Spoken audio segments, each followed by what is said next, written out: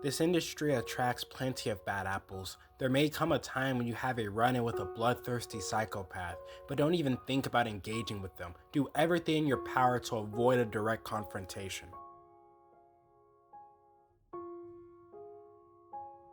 Well, last episode ended with quite the predicament, and this episode continues laying the pressure. Although before I get into the interesting aspects of the episode, as we engage deeper into the climax of the arc, I gotta start from the beginning.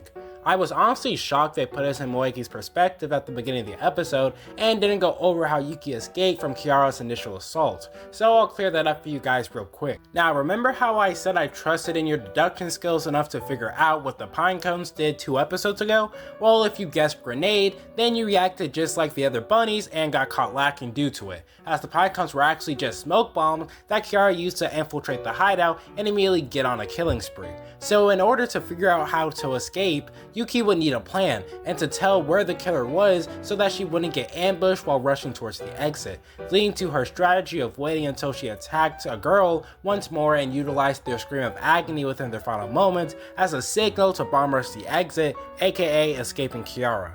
Around the same time, Moegi was rushing through the maze in search of bunnies. She would still be at 0, and no matter how many corners she turned, there were only trails of both dead bunnies and stumps that laid in wake for her. As usual, the anime actually cut out one of her monologues, which further aids to characterize Kiara. She knew that her mentor wouldn't hesitate to wipe out both the entire bunny and stump team altogether, which means it would truly be impossible to meet the victory condition. Her unpredictability means that even Moegi herself wasn't truly safe, claiming that even she could be killed after Kiara got swept up into her murder spree. Besides, it isn't like Kiara even knows she's on the Stump's team, so there wouldn't even be a possibility she would leave enough bunnies left over for her to meet her quota.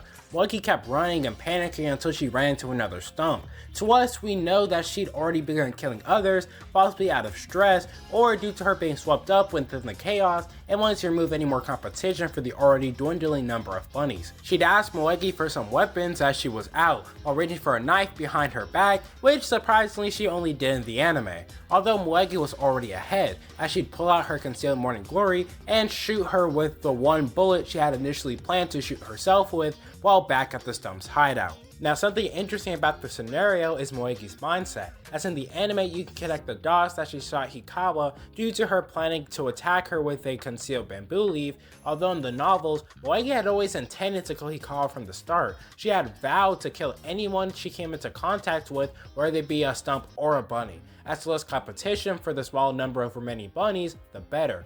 And funnily enough, while her bunny kill count hadn't moved at all, her stump kill count had far exceeded 5. She was now donned in 3 morning glories, 2 bamboo leaves, and 3 pine cones. I promise you that'll all be useful information later on. All to achieve what she saw as true strength. Moegi's philosophy of true strength is derived from how she sees Kiara. The ability to get things done and selfishly express one's desire without caring about appearances. Ethics, morals, respect to the law, all of it was loathsome. Through her 16 years of life, Moegi had learned to these aspects of it, which is why she played these games, why she tried so hard to become Kiara's protege, all for the sake of becoming reborn and changing into someone without any weakness. Although all her dreams would crumble super quickly under the foot of our favorite Phantom. Alright, I know how some anime only may suspect that, oh, they cut out a ton of Yuki's fight against Moegi, or oh man, that fight was too short, why was it that easy? And for that, I apologize to Moegi fans, but this fight was always going to be a quick and easy no diff. And no, I'm not exaggerating, because even after watching the scene, I had thought that they initially downplayed Moegi, just like how they downplayed Ozma in her initial fight against Yuki in Golden Bath, but nah, she was really over that quick. I don't intend to do an entire play-by-play of this fight, if you want to even call it that, but I will briefly go over it, and you guys can let me know about anything you still want to hear about, or if you need some other things cleared up. Editor experience here, that was a total lie and I ended up doing a play-by-play anyways. When they initially meet, due to her bad firing posture, Moegi would already be put at a disadvantage due to the recoil causing her to fall and take too much time to get back up, allowing Yuki to get away. During the chase, Moegi would sneak around the corner having seen Yuki's headband, but when she turned it, the Phantom Girl wasn't there. At the appendix of the headband, 2 ears were knotted and tied with the ribbon that adorned the bunny's outfit. Yuki had been pulling it in order to catch Moegi off guard. In short, she got by a decoy. As in the next instance, she was being strangled from behind by what seemed like another ribbon, though that wasn't exactly it. It was precisely a rope fashioned out of multiple ribbons that Yuki had most likely gathered from the corpses of the other bunnies. Man, the more I think about it, the more I realize Yuki has some great adaptability feats. Anyways, Moiki is able to pull out one of her morning glories and fire a shot by her ear, though it backfired as all it did was ring in her ear, causing her to drop the morning glory out of shock and have it kicked away by Yuki. Moiki would be capable of severing the ribbon around her neck with her bamboo knife and turn around to face Yuki, only for her wrist to be immediately stopped and a kick slam into the pit of her stomach. Huh. You know, maybe the anime did Moiki a favor with this adaptation, because she really was getting her ass beat way more than the novels. She would be aware of the stark difference in skill and shoot both morning glories only for Yuki to hit the coldest sidestep in the series.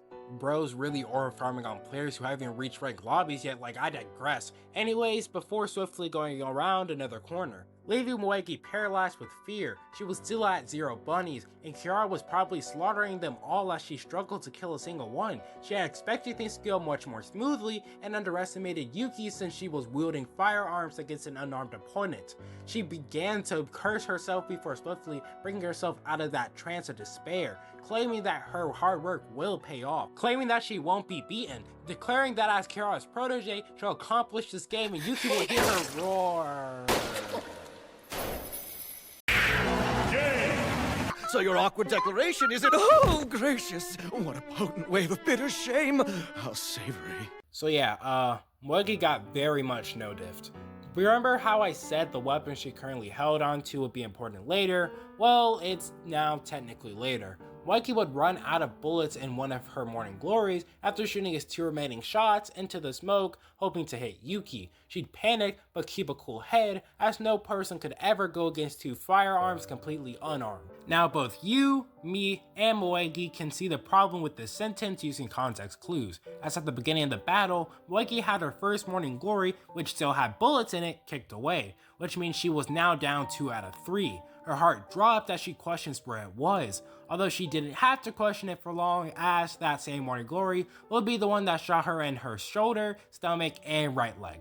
The muzzle of the gun would appear in front of her eyes when she fell with Yuki standing above her. In this instant, when faced with death, Moiki no longer had to keep up a strong facade, and within her final moments, she was unmistakably in tears, something she hadn't experienced in a long time.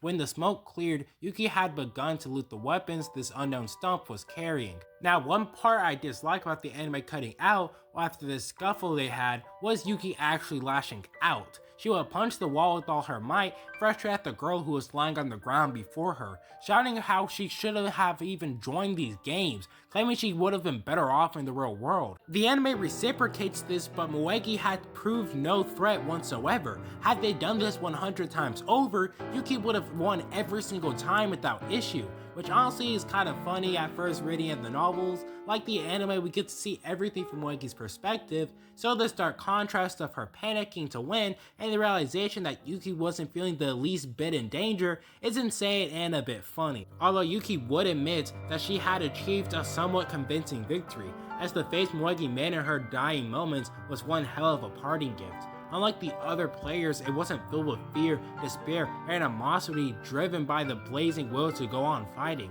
but a foolish look born out of unwillingness to accept death.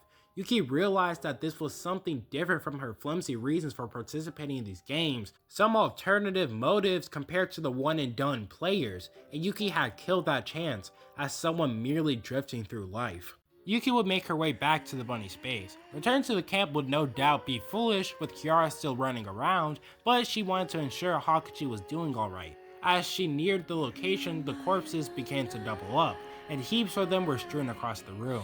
It said that 1 in every 10 corpses was heavily mutilated by what could only be the handiwork of the homicidal maniac, including Sumiyaka, who was luckily enough within the 9 of every 10, which honestly is an interesting source of cruel irony. Before the attack, in the novels, Sumiyaka was initially the one who noticed Kira's absence first and suspected something was up. Yuki swiftly tried to wipe any ideas of what she could have possibly done to change the course of what happened, although even that couldn't completely uncloud her feelings. Yuki would come to the conclusion that were she to come face to face with the killer, she'd surely die in her current state of mind.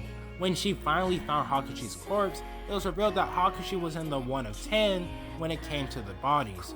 Her body was so heavily mutilated that Yuki felt she deserved to be rewarded for even identifying it as Hakushi's. The novel goes into more depth on what happened to her body, although I am on a schedule currently and don't have all the time, so I'll put that in the pinned comments. Although this would all lead to the final confrontation that we'll see within Candlewoods, the one matchup that Hakushi warned Yuki to never end up in.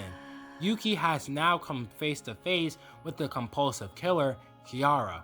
Also, sorry for the side note, I've been really into Souls games lately, but if Kiara ever played Elden Ring, Dung Eater is definitely her favorite character, and she definitely did his questline first. That, along with the fact that, not gonna lie, Misha will remain at the top till the day I die as my favorite character, but Kiara might just be the hottest character in the series. Even with all her flaws, I'm not gonna lie to you. But anyways, if you're excited for next week's finale, then be sure to subscribe and like.